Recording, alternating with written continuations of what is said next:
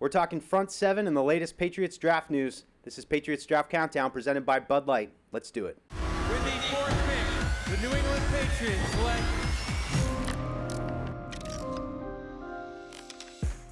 Welcome, everybody. This is Patriots Draft Countdown presented by Bud Light. Easy to drink, easy to enjoy. Bud Light, the official beer sponsor of the New England Patriots.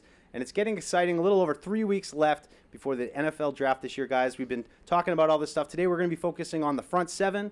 Evan's got a film breakdown. We got another mock draft from Matisse and Chris.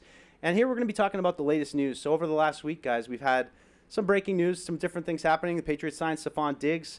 They released Juwan Bentley. And a little bit of news coming out of the owners' meetings where I was, down in Palm Beach, Florida. But I want to start with Stephon Diggs. Huge news. We talk all the time about wide receiver being in need, Paul. I mean, it's been hanging over this team for a while now. Stephon Diggs definitely fills the need, it feels like.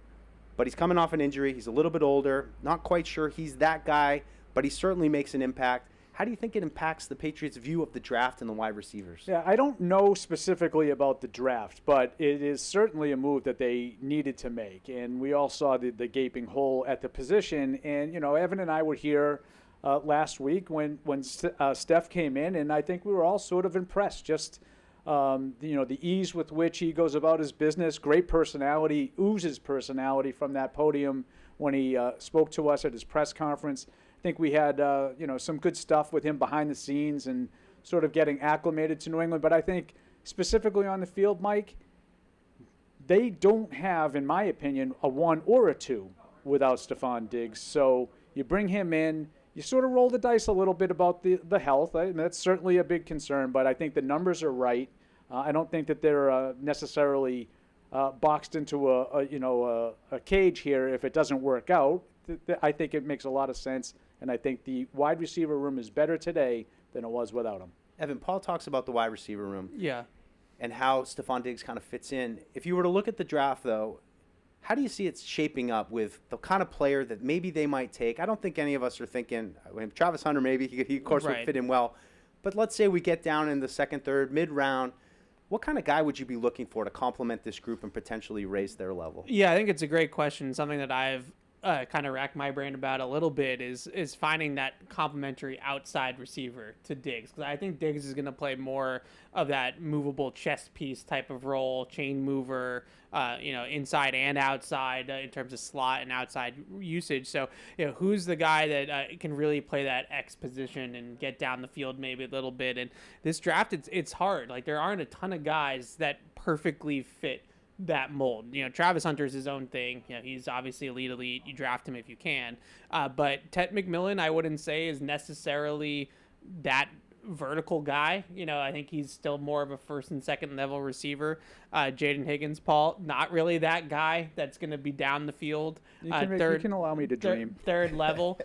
So it is a little bit when you try to find size and speed in the same player. In this draft class, there's not a ton of that. There's not a ton of the, I know they don't grow on trees, but there's not a DK Metcalf, right? Which feels like the perfect complement to somebody like Steph Diggs, Nico Collins in Houston. I don't see that guy in this draft, which is a little bit interesting because I wonder where they go instead. Do they go with another separator, a Jalen Noel, a Kyle Williams, a Luther Burden, like a guy that is going to play a lot in the slot, but speed is a pure separator and is a fast guy. Playmakers, maybe. Yeah.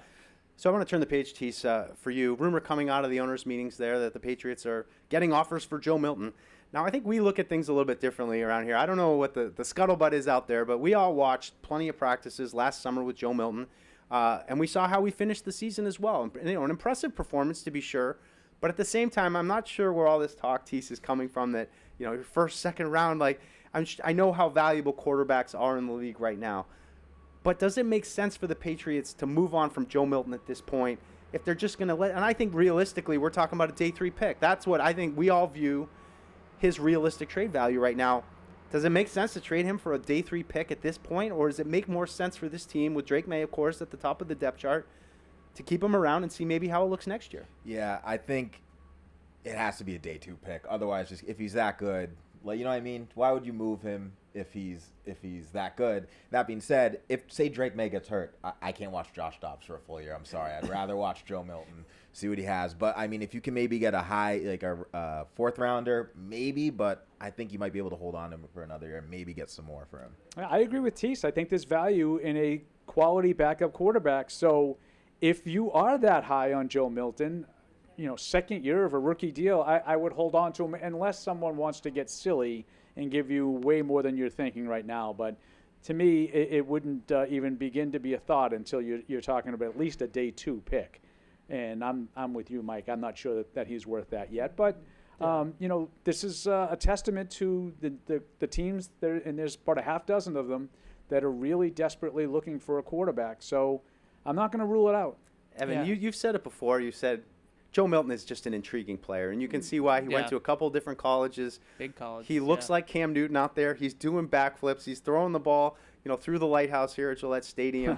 What do you kind of expect to see out of Joe Milton this year? I mean, I know he's an older player too, so it's maybe understandable that he might want to try to get a chance somewhere where he's not behind a Drake May. Yeah, I think that would be the only reason why I would move Joe Milton sooner than I want to, is if he has the belief that he should be competing for a starting job and that causes some sort of friction. I'm not saying that exists. I'm just saying hypothetically, if that were to happen, I don't think any of us want a Mac Jones and Bailey Zappi situation, again. Good point. That would be the only reason why I would even entertain moving him, unless it was for some, like Matisse and Paul said, something crazy, right? In terms of the offer.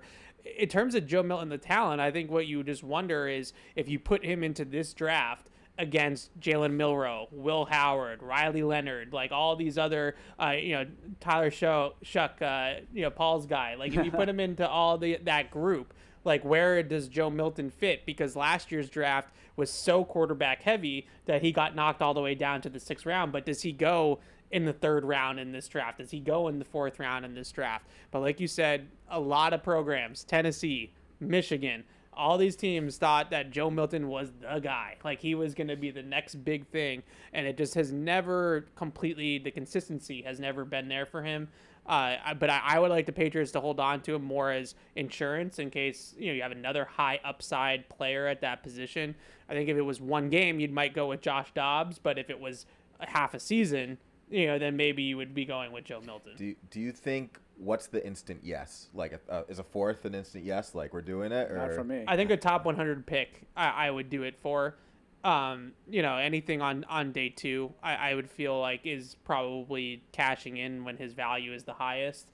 But I think I would say no to anything less than that. All right, last piece of our latest news segment. It's a little bit of a surprising release with Juwan Bentley, captain here, leader of the defense, tone setter. I think the Patriots really missed him last year.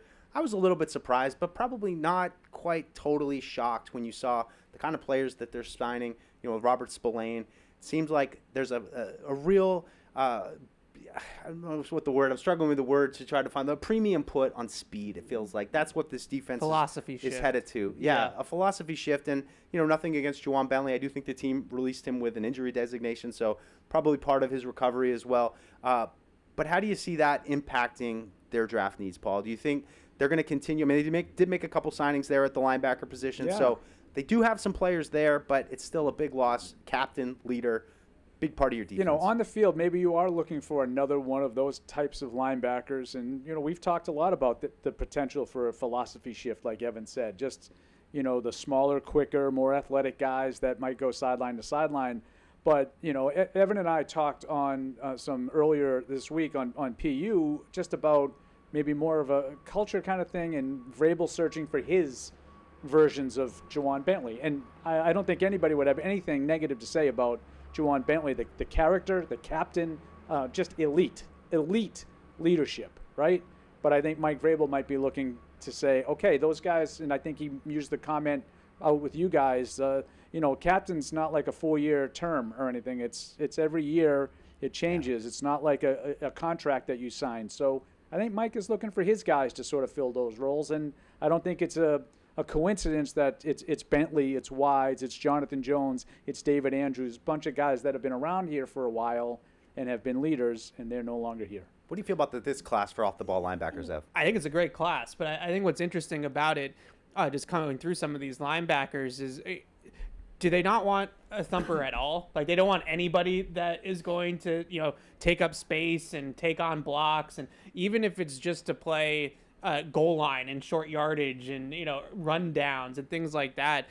Just for so many years, we've had that type of player here, and maybe it's not a full-time role in Mike Vrabel's defense, but I just find it hard to believe that there's no spot on the team for somebody that can take on a guard, right? Like that, like it has to be, someone's got to be able to do that. And when I look at this linebacker class, I think a lot of the names that people gravitate towards, outside of the Jalen Walkers and the Jihad Campbells at the top of the draft, are the Chris Paul Juniors, the Barrett Carters, Schwessinger from UCLA, Demetrius Knight.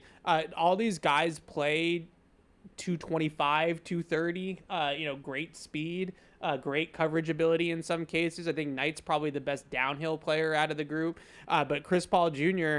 Is an exceptional coverage player. Jeffrey Bassa from Oregon, exceptional coverage player. But how many of that type of player are you going to have on one roster? So that's what I wonder. I kind of like scratching my head a little bit about it. Like, you got to have somebody, right, that on, 4th and goal for the game, like that it can come downhill and take somebody out and and get the ball on the ground. So I do wonder where they find that in a draft like this. Tease, I just want to ask you about leadership, because we've seen now Juwan Bentley departed. We've seen Jonathan Jones depart, Dietrich Wise, David Andrews, number of captains. Feels like they're hitting the reset button a little bit on the leadership with this team. Yeah, it certainly is the end of an era. I think it's just Cardona left at this point, which is crazy to think about. But somebody has to step up. I think Milton Williams would be a good option. Spillane, like some of the new guys, they're Vrabel's guys, proved us why he brought you in and be a new voice on the defense. So sucks to see Bentley go. I think it was a shift in culture, but not personality-wise, like Paul said. But somebody's got to step up there. Well, especially in the front seven, this is the front seven episode, so check out Evan breaking down some of his favorite prospects in the defensive front seven in this year's draft. What's up, everybody? It's Evan Lazar. It's the Patriots Draft Countdown film room, and today we're going to talk about the front seven. I kind of combined all these guys into one because it's such a great class on the defensive side of the ball. So we have pass rushers, we have interior defensive linemen, we even have a linebacker all together here on this list. But we're going to talk about mostly this second guy right here. I would love if the Patriots could get a chance at Abdul Carter. Not sure it's going to happen with him potentially going number 1 overall. But Mason Graham from Michigan is where we're going to start here with the film. And we all know that Mason Graham's in play for the Patriots at 4 overall. And the one thing that I always keep hearing when you talk to people about his game is that he is a leverage king. So what does that mean? He plays with great pad level. He plays with great hand placement in the run game, and he can really get underneath blockers and hold the point of attack. So if we stop it right here, you can see him just taking on this double team right there at the point of attack, and watch how he sinks and hits that base blocker and just takes down the running back. You don't see a lot of guys at his size be able to do that, but he does it with such low pad level and such great leverage in the run game. As well as holding the point of attack, what else can he do? He can shoot gaps. So he's just going to cross face, get inside here, and make a play in the backfield. So we can win with power, we can win with quickness, and then in the pass rush, we're going to have one of the most devastating arm over swims that I have seen. I mean, the poor center here from USC is just going to get tossed out of the way by Mason Graham. Just see you later and pressure the quarterback as he runs away. He's got to throw the football out of the back of the end zone. And one last clip here we'll get to. I just want to show the hustle and the pursuit. There's a lot of things that we talk about with athletic traits and all the physical attributes, but you can't teach this. You can't teach effort and finish. He's going to come all the way across the ball here from the backside and make the tackle on the screen. That's Mason Graham. All-out hustle, fantastic technique, one of the best leverage plays in this draft for the Patriots on the defensive line. But a couple of other players I want to mention here quickly too. The two Bulldogs, right? The two guys from Georgia. Jalen Walker, he reminds me if you took Dante Hightower and Jamie Collins and put them into one player. That's pretty impressive. He's got the athleticism of Collins, he's got the versatility of a Hightower, and he's got that brave heart to him where he's just going to go up and down the sideline at Georgia and just rally the troops. So I love Jalen Walker a lot. I love his demeanor. The last name I want to mention here, Shamar Stewart from Texas A&M. A late riser, Doesn't have great college production, doesn't have great sack production, but this is the best and most athletic player in the entire NFL scouting combine for the 2025 NFL draft. A 10 out of 10 relative athletic score. He ran in the 4.5s at 267 pounds. He is a freak athlete. You give him to Mike Vrabel and Terrell Williams to work on his technique, and you'll get that production at the next level. So that's the defensive line and front seven in the 2025 NFL draft, the best position group in the draft for my money. I'm Evan Lazar. Thanks for watching. What's up, guys? We're back for a mock draft tracker segment on the Patriots Draft Countdown podcast presented by Bud Light. Matisse Bauman here with Chris Cassidy. Guys, so Field Yates, ESPN. Let's get into it quick. Has the Patriots taking Travis Hunter first, and then he has a trade with the Buffalo Bills where the Patriots send 38 and 77 for 30 and 109, which is a fourth-round pick, and the Patriots pick up offensive tackle Josh Connolly from Oregon. Thoughts on that? You know, I mean, the idea of Travis Hunter, great. Yep. Love it, right? Josh Connolly also has potential to be a true starter in this NFL. Yep. He was great over at Oregon. Just true tackle. He's big body. Just kind of in the names to Armin Membo.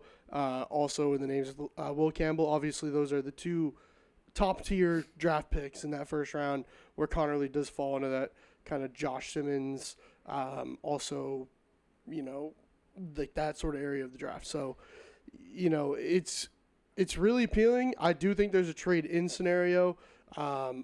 If you want my honest opinion, Of course. at this rate, I would say there's probably more of a trade-in scenario for the Patriots if they have to go tackle. To go back into the first. Right. Okay. There's more of a trade-in scenario if they have to go tackle with that fourth overall pick. Yep. If they do that, I think there's more of a trade scenario to come back in. If they don't, if they get the Travis Hunter, I don't know if there's that much of a possibility for them to trade back in. Maybe there is, but you might be able to stick it out until the second round, to kind of see things through with Ariante Ursary over there as well. Okay, so Chris, before we get into some more of the offensive linemen, obviously we discussed Travis Hunter, which Field Yates has, but then there's Abdul Carter. Yeah.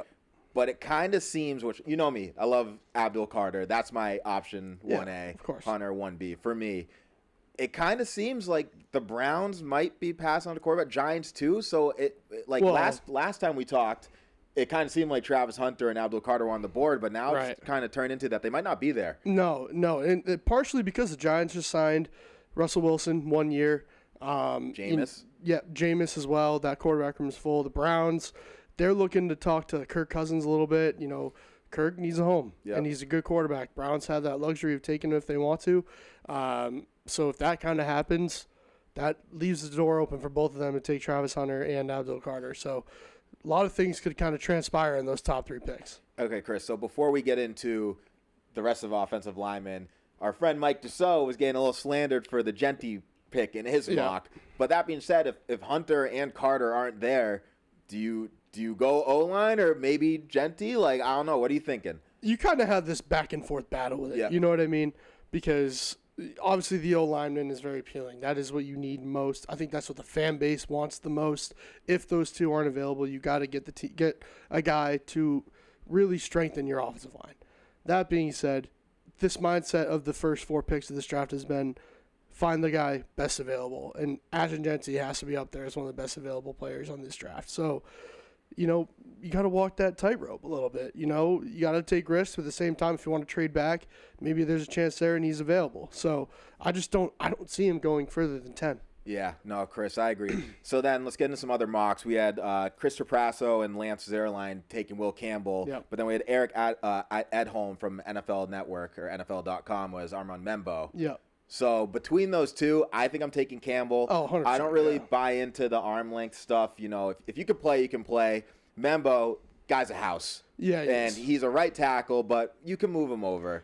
I Yeah. think if it's between the two, you take Campbell, but it seems like Membo's picking up some traction. I here. think Campbell's definitely that guy to take. I mean, he also just tested 33 inches now. What are these tests? So 33-inch arm Yeah. span. So, there's kind of that question is no longer a question because of his pro day. But I think Campbell is just your pure offensive lineman, regardless of size, regardless of height, it doesn't matter. He can block. Yeah. And that's all you really need him to do. And he has been, like we said, beginning, I think it was the episode before, he was consensus 1-1 at the start of the draft, 100%. like the draft conversations. Obviously, when Abdul and Travis took over, that's when they kind of became 1 and 2 best players. But Campbell's still a dominant player. Yep. Like, no doubt about it. So. All right, and so Campbell over Membo. I know you had some other players you wanted to mention for O-line. Yeah, I mean, I just want to keep an eye on Kelvin Banks, Okay. of course, out of Texas. Kind of fell a little bit because of his, the combine. Yep. Kind of fell down a little bit. Also, Josh Simmons suffered the injury Well, at Chris, Ohio also State. Banks so falling down. We're talking about trading. I If he know, falls he- down, you might get he- 2 for 1 there. he so. could be, right. So, I think those are important to talk about. But there's also been a little bit of scuttlebutt. Good word. There you go. Scuttlebutt. A little bit of scuttlebutt. Patriots taking a tight end. I mean, they have Hunter Henry getting older, Austin Hooper getting older. Tyler Warren, if there's a trade down scenario, possibility. He was awesome at Penn State, kind of a dual threat tight end. He could run the football. He's great pass catcher, solid blocker. Probably needs to work on a little bit more, but overall, just the best tight end in this draft class. So who knows? Anything could really happen in this. No, scenario. 100%. So, Chris, we like that. The sexy picks are up front, but the work gets done with the front 7 and the edge, and that's what Interior, we're going to yeah. with our next section where we have a discussion on the front 7 and the edge position. So, guys, let's get to that. It's a big day here today as we're breaking down the front 7. Y'all know me. I love me some defensive football, and this is the key position for me. Patriots were really active during free agency. Guys, I just want to run down real quick some of the moves that they made, really kind of remade their defensive front 7, I'd say. Mm-hmm. Harold Landry, Clavon Chason on the edges. Kairis Tonga, Milton Williams, the big one, Milton Williams, of course, in the middle, signing Robert Spillane, Jack Gibbons at the linebacker level. So number of signings, some uncertainty with Christian Barmore, and I think we got to start with the edge position, not only because Abdul Carter is up there and is probably one of the 2 best players in this draft, but also I still think that that's a need. Even with the veterans, Chason and Landry, Paul, I feel like we need a young, third, rotational guy in there, and this seems like the perfect year to go try to get one of those guys. It's a stack class. Now, you always talk about yourself in terms of being the defensive guy, and I always date myself by saying, this is how Bill used to do it in the old days.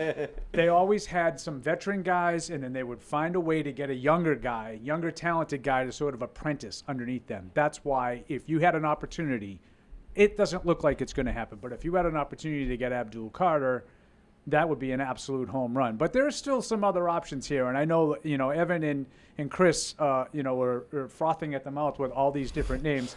I gravitate to the Georgia guys. I love the idea of getting a young edge guy to pair with Landry and Chason and sort of not necessarily be counted on to come in, sight unseen right away and be a double-digit sack guy. He can sort of learn and pick his spots and be a part-time player at first. Yeah, Evan, lay it on me. Abdul Carter, just give it to me. This guy, he's special. He's electric. He's instant pass rush. I don't know if he'll fall to the Patriots, but if he did, it would make a lot of sense. Yeah, you said it. He's electric. I mean, he's a dynamic player. When you turn on the film, his play speed, he's moving at a different pace a lot of the time than other people on the field. His pass rush, I would say, is mostly speed. He's going to win with ghost rush, 2-hand swipe, a little bit of a dip rip, things like that. Crossover move inside. Really good on stunts. Really good on the interior of the offensive line, which is what I really like about him. If you want to stand him up over the guard, over the center, and have him rush from a 2-point stance from inline on third down, he can do that. He can play a little bit off the ball.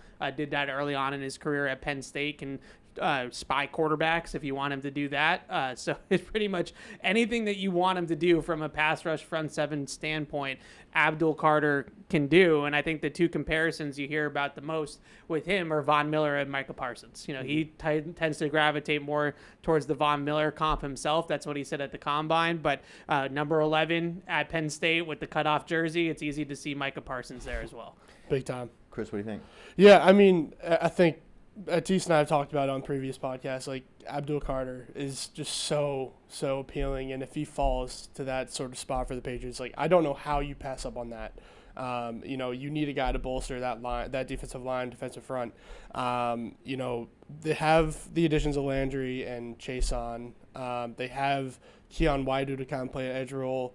They have Anthony Jennings, but I think they really still need that young talent to really bolster them. I think that's important. And I think there's a lot of other guys in day 2 and day 3 as well who have a lot of promise. Well, let's get into it. I mean, we can't spend as much time on everybody as we just did on Abdul Carter. So I'm going to fire a few guys. Paul, you mentioned the Georgia guys, and I've been talking about, and I'm going to keep Mykel Williams in this group. I might save Jalen Walker for the linebackers. That's just personal preference. If you guys feel differently, please, discuss. But Mykel Williams, what's been appealing to me, and I know he's kind of all over the place, but just 20 years old. He's got all the tools. He's still raw. It's more of a projection, but to me, he seems like maybe not quite the electric stand-up kind of guy off the edge Abdul Carter was, but he's a legit hand down. If you want to stand him up a little bit, you can. I keep using the Willie McGinnis comp.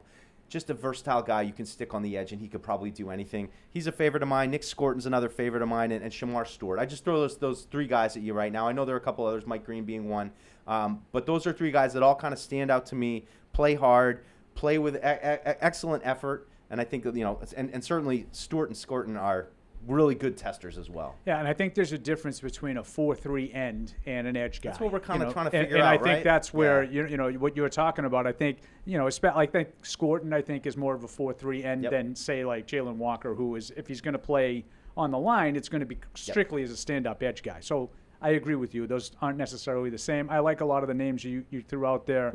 Ev, I'm going to let you go because I know that you break down these guys in a lot more detail than I do. So I'm not going to waste anybody's time. I would just say with Mykel Williams, you're really projecting him into a larger pass rushing role than what he did at Georgia. I think the thing that's appealing with him, though, at Georgia is that he did a lot of the dirty work on that defensive line. You see him take on blocks, slip into gaps, push runners out, make them bounce runs out the edge. Like, he'll do a lot of that kind of stuff that isn't going to show up in the box score, playing that 4-eye shade inside the tackle. But if you move him outside the tackle, does he have more pass rush production? And he has flashes of that, especially in that game against Texas and Kelvin Banks, where he can do those types of things. I think once you get down that line, though, after the Mykel Williams and the Shamar Stewarts, you start to get into this just really good deep class of edge rushers that is basically just goes all the way till rounds, I would say 5 and 6. I have 12 guys in the first 2 rounds right now at the edge position. So I think we can go rapid fire at some point here, but I'll let Chris give his take. Yeah, I mean, you hit it. I mean, this class is so deep at the edge rusher position, and one of them, James Pierce Jr. at Tennessee, he relies heavily on his speed, but boy, is he fast. He gets off that edge real quick. Another guy, Mike Green, I mean, he had a really great standout performance at the Senior Bowl out in Mobile, which that was great to see. A lot of power, a lot of strength. Another guy spent 4 years at Florida, just spent this past year at Ole Miss, Princely Uman Malin. Close enough. Uman Mielen. Another guy. He had a really solid 4 years at Florida, but really stuck out this year at Ole Miss, so I really like him. We'll root for him, a lot. PU. We'll have a special guest spot on PU for PU. Exactly. And my last guy is JT Tuimoloau. Wow, you're blasting that out now. I figured it out from last episode. You but got to stick with the easier names, Chris. No, that's all right. But, JT, another guy, just really had a great season this year, 12.5 sacks at Ohio State. Again, just won a national championship, and it's winning mentality. So he's another one, maybe more of the 4-3 end. 2 other 4-3 ends I'd mention is Savion Jones, tough 4-3 end, and Jack Sawyer, OSU guy. I mean, Ohio State. Mike Vrabel might gravitate towards those guys. Ev, give me a few rapid fire edges before we move on to the DLs. The Ohio State guys are definitely worth talking about just because of the Vrabel connection there. And Jack Sawyer just screams Vrabel to me, just the intangibles and the leadership and the big plays and big moments down the stretch there for the Buckeyes. I do think we should mention Donovan Azaraku from BC just because he's a local kid, and I think he's going to probably go top 20, top 25, so maybe outside of the Patriots range, but just a twitched up rusher, really good 3-cone time, really good change of direction ability, speed rusher off the edge. Just a couple other guys. Landon Jackson from Arkansas, I think, is another one of those Jack Sawyer types, right? That's going to probably put his hand in the dirt most of the time. And then we start to get into like late day 2, early day 3. Kyle Kennard from South Carolina, another long, powerful edge rusher, had some really good tape against Will Campbell this past year. Olu Oladejo from UCLA, really great Senior Bowl week, high motor, aggressive, angry player, just runs hot all throughout the week there in Mobile. And I think those are going to be the effort and finish guys that Variable's probably going to gravitate towards. And then the last one here, a local guy for you, Paul, Josiah Stewart from Michigan, played at Everett High, the Paul Perillo establishment. Emeritus. I'll tell you, he might be the last one in the pipeline too. We've lost the coach. I don't know how many more pros we're going to be churning out, but yes, he's another one. So he's a little undersized, but he's a screamer off the edge, and his tape against USC was phenomenal. I think he had 11 pressures in that game against USC, so he's got real pass rush juice. He's probably going to be a situational rusher, play on third downs, things like that. Josh Uche type of role, but he's a really good pass rusher. Yeah, that to me is appealing because I think that's something they need to address. A couple older guys at defensive end, get some young legs in there. So as we get down into the later rounds, for me, edge guys, I want pass rush, I want speed. I like these big, powerful guys, but I think those are more flyers, and you kind of have those guys already. All right, let's move on to the defensive line. Of course, Milton Williams, a huge piece of the Patriots offseason. Little uncertainty still with Christian Barmore. They signed Tonga as well. Seems like they're in the remake process on the interior of this defensive line. I would say I would classify this as maybe a flyer need. Paul, like these big guys are usually available. You can get some insurance for Tonga, maybe get a developmental defensive tackle guy. Of course, Mason Graham, Derek Harmon, and Walter Nolan, kind of the big three. And we talked a lot about Mason Graham. To me, he's kind of off the board now, just with the redundancy with Milton Williams and Christian Barmore. I mean, that's what it would seem to me. I'm going to hesitate to take him off the board only because of their insistence on using terms like we're going to take the best player available. Mm-hmm. And if you have made that argument, you could make an argument for Mason Graham being the best player, presuming that Carter and Hunter are off the board.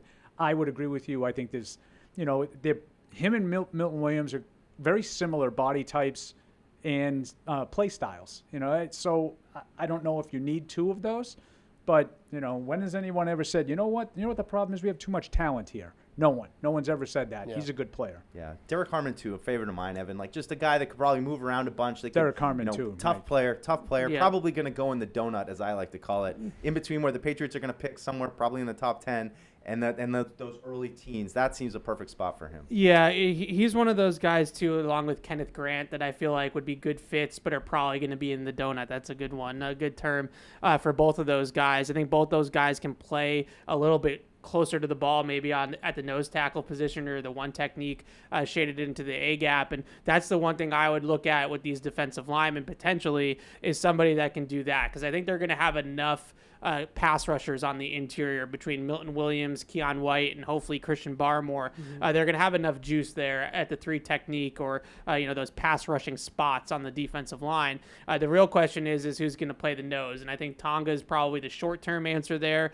But can they get one of these guys, even further down the board, like a CJ West or Jordan Phillips from Maryland, that can also do that type of thing and just eat space in the middle of the defense? I would look at maybe more so than Darius Alexander from Toledo, who's a great three technique pass rusher, but probably redundant to what you have already on the roster. Yeah, I think it's really interesting because I feel like a lot of this falls on the status of Christian Barmore.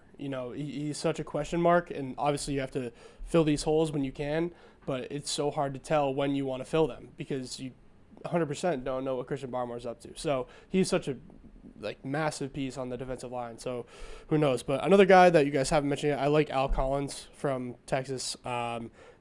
Big fella, just kind of a run stuffer. Your prototypical Devon Godchaux-esque kind of build on the interior. I really like him. Possible day two guy.